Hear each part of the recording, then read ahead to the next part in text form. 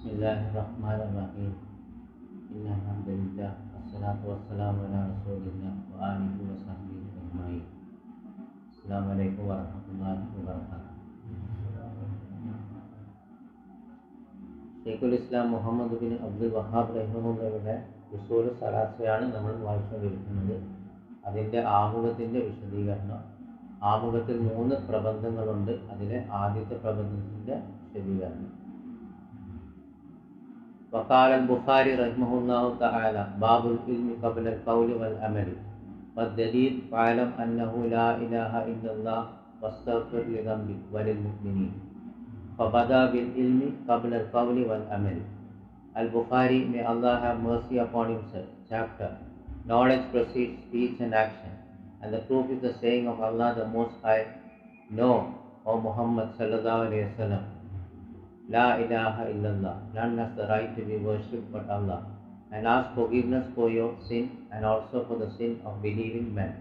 Chapter 47, verse 19. So he began by mentioning knowledge before speech and action.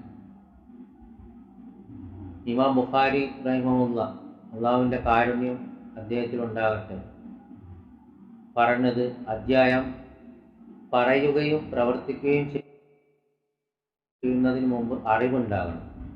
ഇതിനുള്ള തെളിവ് അത്യുന്നതനായ അള്ളാഹു പറഞ്ഞു, അറിയുക ലാ ഇലാഹ ഇല്ലല്ലാഹ്, സത്യപ്രകാരം ആരാധനക്കർഹൻ അള്ളാഹു അല്ലാതെ ഒരു ഇലാഹും ഇല്ല. അവനോട് നീ പാപമോചനം തേടുക, സത്യവിശ്വാസികൾക്ക് വേണ്ടിയും നീ പാപമോചനത്തിന് തേടുക. അധ്യായം 47 വചനം 19. അപ്പോൾ അദ്ദേഹം പറഞ്ഞത് പറയുകയും പ്രവർത്തിക്കുകയും ചെയ്യുന്നതിന് മുമ്പ് അറിവ് ഉണ്ടാകണം. ദശറ, ഇതിൻ്റെ വിശദീകരണം. Al Bukhari is Abu Abdullah Muhammad ibn Ismail ibn Ibrahim ibn al Mughira al Bukhari. He was born in Bukhara in the month of Shawwal of the year 194 Hijr. He grew up an orphan in the care of his mother.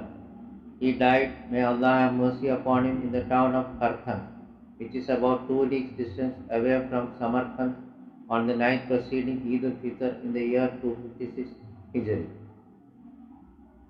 Al-Bukhari, അദ്ദേഹം Abu Abdullah Muhammad ibn Ismail ibn Ibrahim ibn al Mughira അൽ ബുഖാരിയാണ്. അദ്ദേഹം ജനിച്ചത് ഷവ്വാൽ മാസത്തിൽ ബുഖാറ എന്ന സ്ഥലത്താണ്, 194 ഹിജർ. അനാഥനായി വളർന്നു. അദ്ദേഹത്തിൻ്റെ ഉമ്മയാണ് അദ്ദേഹത്തെ പരിപാലിച്ചത്.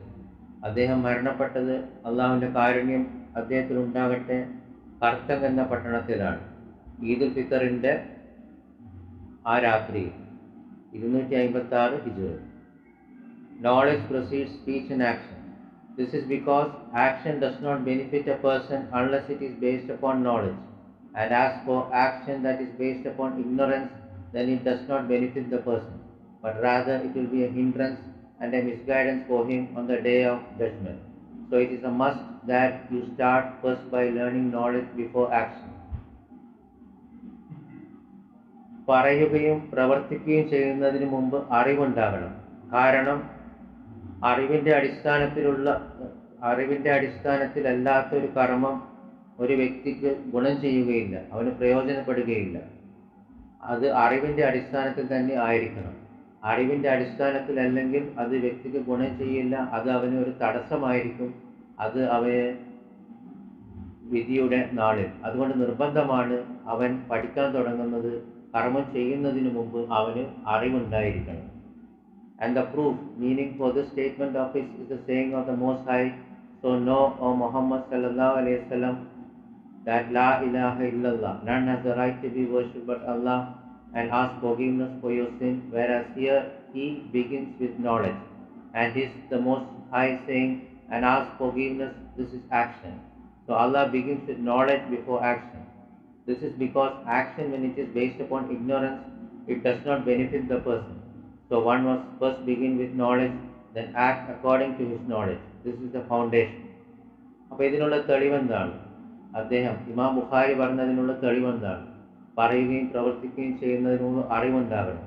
അത് അത്യുന്നതനായ അല്ലാഹു പറഞ്ഞു, അറിയുക നബിയെ സല്ലല്ലാഹു അലൈഹി വസല്ലം, ലാ ഇലാഹ ഇല്ലല്ലാഹ്, അള്ളാഹുവിനെ അല്ലാതെ ഇലാഹാക്കാൻ പാടില്ല. അവനോട് നീ പാപമോചനം തേടുക. അപ്പോൾ അള്ളാഹുയുടെ അറിവ് കൊണ്ടാണ് തുടങ്ങിയത്. അങ്ങനെ പിന്നെ അത്യുന്നതനായ അള്ളാഹു പറഞ്ഞു അവനോട് പാപമോചനം തേടുക. ഇത് പ്രവൃത്തിയാണ്, കർമ്മമാണ്. അപ്പോൾ ഇവിടെ അള്ളാഹു കർമ്മത്തിന് മുമ്പ് അറിവ് ഉണ്ടാകണം എന്നാണ് പറയുന്നത്. കാരണം അറിവിൻ്റെ അടിസ്ഥാനത്തിൽ അല്ലാത്തൊരു കർമ്മം ഒരു വ്യക്തിക്ക് ഗുണം ചെയ്യുകയില്ല. അതുകൊണ്ട് നിർബന്ധമാണ് ഒരു വ്യക്തി കർമ്മം ചെയ്യുന്നതിന് മുമ്പ് അതിനുള്ള അറിവുണ്ടാക്കണം. ഇത് അടിസ്ഥാനമാണ്. അപ്പോൾ ആദ്യത്തെ പ്രബന്ധം ഇവിടെ അവസാനിക്കുകയാണ്. ഇനി അടുത്ത പ്രബന്ധമാണ് രണ്ടാമത്തെ പ്രബന്ധം. ഒരു മുസ്ലിം ആണാകട്ടെ പെണ്ണാകട്ടെ നിർബന്ധമായും അറിയേണ്ട 3 കാര്യങ്ങളാണ് അടുത്ത പ്രബന്ധം.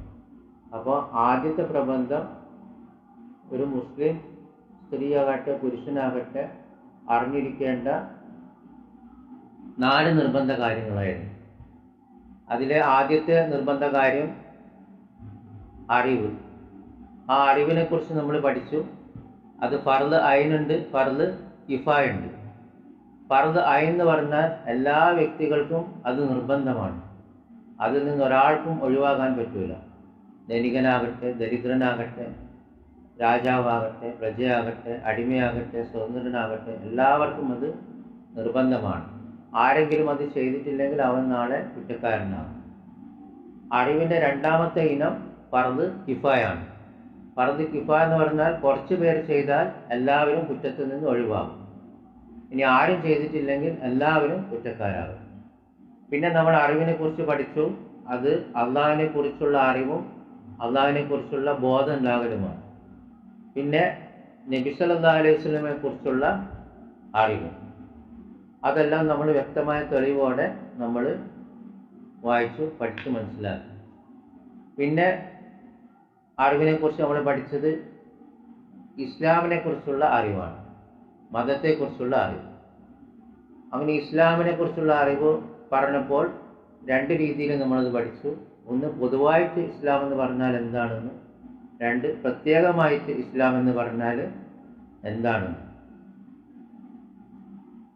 ഇതൊക്കെ ഈ അറിവുകളൊക്കെ എന്തിൻ്റെ അടിസ്ഥാനത്തിലാണ്? തെളിവിൻ്റെ അടിസ്ഥാനത്തിൽ, ഖുർആന്റെയും സുന്നത്തിൻ്റെയും തെളിവിൻ്റെ അടിസ്ഥാനത്തിൽ. അങ്ങനെ അതിൻ്റെ വിശദീകരണങ്ങൾ നമ്മൾ വായിച്ചു മനസ്സിലാക്കി.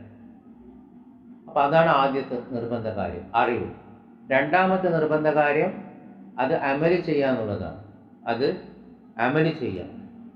അതിൽ ചില ഹദീസുകൾ നമ്മൾ പഠിച്ചു. വിഗ്രഹാരാധന ചെയ്യുന്ന ഒരു വ്യക്തിയേക്കാൾ മുമ്പ് ശിക്ഷിക്കപ്പെടുക ഒരു പണ്ഡിതനെ ആയിരിക്കും. കാരണം ആ പണ്ഡിതൻ അറിവനുസരിച്ച് പ്രവർത്തിച്ചില്ല. പിന്നെ പ്രധാനപ്പെട്ട ഒരു ഹദീസ് നമ്മൾ പഠിച്ചു. മൻ അമില അമലൻ ലൈസ അലൈഹി അംറുന ഫഹുവ റദ്ദ്. ഈ ദീനിൽ ആരെങ്കിലും ഒരു കാര്യം ഞാൻ ചെയ്യാത്തൊരു കർമ്മം ചെയ്താൽ അത് തള്ളപ്പെടും. അങ്ങനെ അതുമായി ബന്ധപ്പെട്ട് സൂറത്തുൽ ഫാത്തിഹിൻ്റെ 2 പദങ്ങൾ നമ്മൾ പഠിച്ചു. മഗ്ദൂബും ലാലീൻ. മഗ്ദൂബ് എന്ന് പറഞ്ഞാൽ അള്ളാഹിൻ്റെ കോപം ഉണ്ടാവുന്നവർ. ആരാണ് അള്ളാഹിൻ്റെ കോപം ഉണ്ടാവുന്നവർ? അറിവുണ്ടായിട്ടും പ്രവർത്തിക്കാത്തവർ. അറിവുണ്ടായിട്ടും പ്രവർത്തിക്കാത്തവർ. ലാലീനോ കുറേ പ്രവർത്തനങ്ങളുണ്ട്, പക്ഷെ അതിനൊരു ദലീലുമില്ല, ഒരു അറിവുമില്ല, ഒരു തെളിവുമില്ല, കുറേ കർമ്മങ്ങൾ. അപ്പോൾ ഇത് രണ്ടും, ഈ 2 വിഭാഗത്തിലും മുസ്ലിങ്ങൾ പെടാൻ പാടില്ല. മൂന്നാമത്തെ നിർബന്ധ കാര്യം നമ്മൾ പഠിച്ചത് ഇതിലേക്കുള്ള ദഅവത്താണ്, അതിലേക്കുള്ള വിളി, അല്ലാഹുവിലേക്കുള്ള ക്ഷണം. അങ്ങനെ അതിൻ്റെ തെളിവുകളും നമ്മൾ ഖുർആനിൽ നിന്നും മനസ്സിലാക്കി. അങ്ങനെ അറിവുണ്ടായ ഒരു വ്യക്തി അത് ഒളിപ്പിച്ചു വെക്കാൻ പാടില്ല എന്ന്, നരകത്തിൽ ശിക്ഷിക്കപ്പെടുന്നുള്ള ഹദീസുകളും നമ്മൾ വായിച്ച് മനസ്സിലാക്കി. നാലാമത്തെ നിർബന്ധ കാര്യം ഇതിൽ ക്ഷമിക്കുക എന്നുള്ളതാണ്. അള്ളാഹുവിൻ്റെ ഈ മാർഗത്തിൽ നമ്മൾ മുന്നേറുമ്പോൾ, പരിശ്രമിക്കുമ്പോൾ അതിൽ വരുന്ന പ്രയാസങ്ങളും തടസ്സങ്ങളും ബുദ്ധിമുട്ടും ഉണ്ടാകുമ്പം അതിൽ നമ്മൾ ക്ഷമ കാണിക്കുക എന്നുള്ളതാണ്. അങ്ങനെ ഇതുമായി ബന്ധപ്പെട്ട് നമ്മൾ പ്രവാചകന്മാരുടെ ചരിത്രം പഠിക്കണമെന്നും നബി സല്ലല്ലാഹു അലൈഹി വസല്ലമയുടെ ചരിത്രം പഠിക്കണമെന്നും വഹീന് മുമ്പുള്ള ചരിത്രം പഠിക്കണമെന്നും വഹീന് ശേഷമുള്ള ചരിത്രം പഠിക്കണമെന്നും നമ്മൾ വായിച്ച് മനസ്സിലാക്കി. ഇനി ഈ 4 നിർബന്ധ കാര്യങ്ങൾ ഓരോ മുസ്ലിം സ്ത്രീക്കും പുരുഷനും നിർബന്ധമാണ് അല്ലെങ്കിൽ നാളെ കുറ്റക്കാരനാകും. ഇതിനുള്ള തെളിവ് എന്താണ് എന്ന് ചോദിച്ചാൽ അതാണ് സൂറത്തുൽ അസ്ർ. അങ്ങനെ സൂറത്തുൽ അസ്ർ നമ്മൾ അതിൻ്റെ ഷർഹ് ഈ ആമുഖത്തിൽ കൊടുത്ത വിശദീകരണത്തിൽ നിന്ന് നമ്മൾ കുറച്ച് കാര്യങ്ങൾ മനസ്സിലാക്കി. അപ്പോൾ ആരാണ് രക്ഷപ്പെടുക? ഈ 4 ഗുണങ്ങളുള്ളവരെ രക്ഷപ്പെടുകയുള്ളൂ. അല്ലാത്തവരൊക്കെ നാളെ പരാജയപ്പെടുമെന്നാണ് വൽ അസ്റിൽ പഠിപ്പിക്കുന്നത്. ഈ 4 ഗുണങ്ങൾ എന്താ? അറിവ്, സൽക്കർമ്മങ്ങൾ, ദഅവത്ത്, ക്ഷമ. അപ്പോൾ പിന്നെ നമ്മൾ വൽ അസ്റിൻ്റെ ഷറഹ് പഠിച്ചു. അള്ളാഹ് സത്യം ചെയ്ത് പറയുന്നത്. അപ്പോൾ അള്ളാഹ്ക്ക് സൃഷ്ടികളെ കൊണ്ട് സത്യം ചെയ്ത് പറയാം, അള്ളാഹ് ഉദ്ദേശിക്കുന്നതിനെ കൊണ്ട്. അത് നമ്മൾ വായിച്ച് മനസ്സിലാക്കി. അങ്ങനെ എന്തുകൊണ്ടാണ് അള്ളാഹു സൃഷ്ടികളെ കൊണ്ട് സത്യം ചെയ്ത് പറയുന്നു, അതിൻ്റെ പ്രാധാന്യം കാലത്തിനെ കൊണ്ടാണ് ഇവിടെ പറയുന്നത്. അപ്പോൾ കാലവുമായി ബന്ധപ്പെട്ടും സൽക്കർമ്മങ്ങൾ നമ്മൾ വായിച്ച് മനസ്സിലാക്കി. പക്ഷെ സൃഷ്ടികൾക്ക് എന്ത് പറ്റൂല? സൃഷ്ടികളെ കൊണ്ട് സത്യം ചെയ്ത് പറയാൻ പാടില്ല. അത് ശിർക്കാണ്. അള്ളാഹുവിനെ കൊണ്ട് സത്യം ചെയ്ത് പറയാൻ പറ്റുള്ളൂ. അതാണ് വൽ അസ്റിൻ്റെ ഷറഹായിട്ട് നമ്മൾ മനസ്സിലാക്കി. പിന്നെ ഇന്നൽ ഇൻസാന ലഫീ ഖുസ്ർ, മുഴുവൻ മനുഷ്യരും നഷ്ടത്തിലാണ്, ആരും ഇതിൽ നിന്ന് ഒഴിവല്ല എന്നും നമ്മൾ മനസ്സിലാക്കി. അത് രാജാവാകട്ടെ, പ്രജയാകട്ടെ, ധനികനാകട്ടെ, ദരിദ്രനാകട്ടെ, സ്വതന്ത്രനാകട്ടെ, അടിമയാകട്ടെ, സ്ത്രീയാകട്ടെ, പുരുഷനാകട്ടെ, ആരും രക്ഷപ്പെടുകയില്ല. ആദമിൻ്റെ ഒരു മക്കളും ഈ 4 ഗുണങ്ങളുള്ളവർ ഒഴികെ. അപ്പോൾ ഈ 4 ഗുണങ്ങൾ ഓരോ മുസ്ലിമിനും നിർബന്ധമാണ്. അറിവ്, സൽക്കർമ്മങ്ങൾ, ദഅവത്ത്, ക്ഷമ. പിന്നെ നമ്മൾ നിർബന്ധ സൽക്കർമ്മങ്ങളും പ്രോത്സാഹിക്കപ്പെട്ട സൽക്കർമ്മങ്ങളെ കുറിച്ചും വായിച്ച് മനസ്സിലാക്കി. സത്യം പരസ്പരം ഉപദേശിക്കാനും അതിനുവേണ്ടി പ്രോത്സാഹിപ്പിക്കാനും പിന്നെ ക്ഷമ കൊണ്ട് പ്രോത്സാഹിപ്പിക്കാനും. അങ്ങനെ ക്ഷമയുടെ 3 ഇനങ്ങൾ നമ്മൾ വായിച്ച് പഠിച്ചു. ആദ്യത്തെ ഇനം അള്ളാഹിനെ അനുസരിക്കുന്നതിനുള്ള ക്ഷമയാണ്. അള്ളാഹിനെ അനുസരിക്കുക എന്ന് പറഞ്ഞാൽ അള്ളാഹ് കൽപ്പിച്ച കാര്യങ്ങൾ അനുസരിക്കാൻ നമുക്ക് ക്ഷമ വേണം. നിർബന്ധമായ നിസ്കാരം, റമദാനിലെ നോമ്പ്, ഹജ്ജ്, അള്ളാഹിൻ്റെ മാർഗത്തിലുള്ള ജിഹാദ്, ഇതിനൊക്കെ ക്ഷമ വേണം. രണ്ടാമത്തേനും ക്ഷമ നമ്മൾ പഠിച്ചു. ഹറാമ് ചെയ്യുന്നതിൽ നിന്ന് അള്ളാഹ് നിരോധിച്ച ഹറാമ് ചെയ്യുന്നത് വെടിയാനുള്ള ക്ഷമ.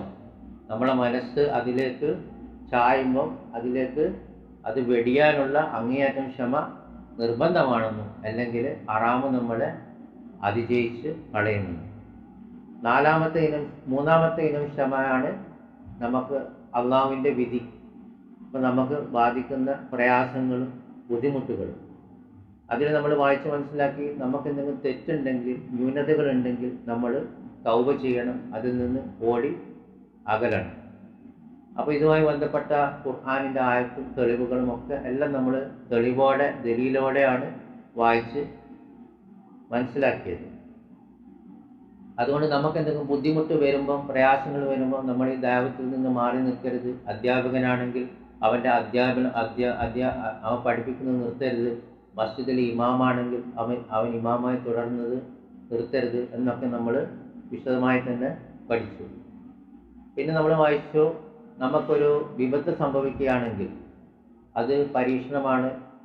അത് നമ്മൾ തിന്മ ചെയ്തത് കൊണ്ടാണെങ്കിൽ, നമുക്കൊരു അബദ്ധം സംഭവിച്ചത് കൊണ്ടാണെങ്കിൽ നമ്മൾ സത്യത്തിലേക്ക് മടങ്ങണം. ഇനി തിന്മ ചെയ്യാതെയാണ് നമുക്കൊരു പരീക്ഷണം സംഭവിച്ചതെങ്കിൽ നമ്മളോട് ഓർക്കാൻ പഠിപ്പിച്ചു. എല്ലാ പ്രവാചകന്മാർക്കും പരീക്ഷണങ്ങൾ ഉണ്ടായിട്ടുണ്ട്. ഇത് അള്ളാഹുവിൻ്റെ മാർഗമാണ്. നമ്മൾ അള്ളാഹിൻ്റെ സഹായം വരുന്നത് വരെ ക്ഷമിച്ചേ പറ്റൂ. പിന്നെ നമ്മൾ ഇമാം ഷാഫി റഹിമഹുള്ളയുടെ ഖൗല് വായിച്ചു. ഈ സൂറത്ത് മതി നാളെ നമുക്ക് പരലോകത്ത് നമുക്കെതിരെ സാക്ഷി ആകാം, നമുക്കെതിരെ നിൽക്കാൻ. അപ്പോൾ ഈ 4 നിർബന്ധ കാര്യങ്ങളും ഖുർആനിലും സുന്നത്തിലും വിശദമായി തന്നെ വന്നതാണ്. പക്ഷേ ഈ സൂറത്തിൽ അത് പ്രത്യേകം എടുത്ത് പറഞ്ഞു, ഇത് നമുക്ക് നാളെ എതിരാകുമെന്നും ഷാഫി റഹിമഹുള്ള പറഞ്ഞു. അങ്ങനെ നമ്മൾ ഇന്ന് അതിൻ്റെ അവസാനത്തെ ഭാഗം വായിച്ചു. ഇമാം ബുഖാരി റഹിമഹുല്ലാഹ് പറഞ്ഞത് ഒരു കാര്യം പറയുകയും പ്രവർത്തിക്കുകയും ചെയ്യുന്നതിന് മുമ്പ് അറിവ് വേണം. അങ്ങനെ അതിൻ്റെ ദലീലും നമ്മൾ പഠിച്ചു. ഫഅലം അന്നഹു ലാ ഇലാഹ ഇല്ലല്ലാഹ് വസ്തഗ്ഫിർ ലിദംബി വലിൽ മുഅ്മിനീൻ. നിങ്ങൾ അറിയണം ലാ ഇലാഹ ഇല്ലല്ലാഹ്, അതുമായി ബന്ധപ്പെട്ട കർമ്മമാണ് ഈ പാപമോചനത്തിന് തേടുക. അപ്പോൾ അറിവാണ് ആദ്യം. അറിവുണ്ടായിട്ടാണ് പ്രവൃത്തി, അറിവുണ്ടായിട്ടാണ് പിന്നെ ദാവത്ത്, പിന്നെ അത് പറയൽ. അപ്പോൾ ഇനി അപ്പോൾ ഈ വിഷയം തീർന്നുകൊണ്ട് ഇൻഷാ അല്ലാഹ് നമുക്ക് അടുത്ത ക്ലാസ്സിൽ എന്താക്കാം, രണ്ടാമത്തെ പ്രബന്ധം തുടങ്ങാം. അപ്പോൾ രണ്ടാമത്തെ പ്രബന്ധം എന്ന് പറഞ്ഞാൽ ഏതൊരു സ്ത്രീയും പുരുഷനും അറിയേണ്ട, മുസ്ലിമായ ഏതൊരു സ്ത്രീയും പുരുഷനും അറിയേണ്ട 3 നിർബന്ധ കാര്യങ്ങളാണ്. അത് ഇൻഷാ അല്ലാഹ് അടുത്ത ക്ലാസ്സിലെടുക്കാം. സുബ്ഹാനക്കല്ലാഹുമ്മ വബിഹംദിക അഷ്ഹദു അൻ ലാ ഇലാഹ ഇല്ല അൻത അസ്തഗ്ഫിറുക വഅത്തൂബു ഇലൈക്.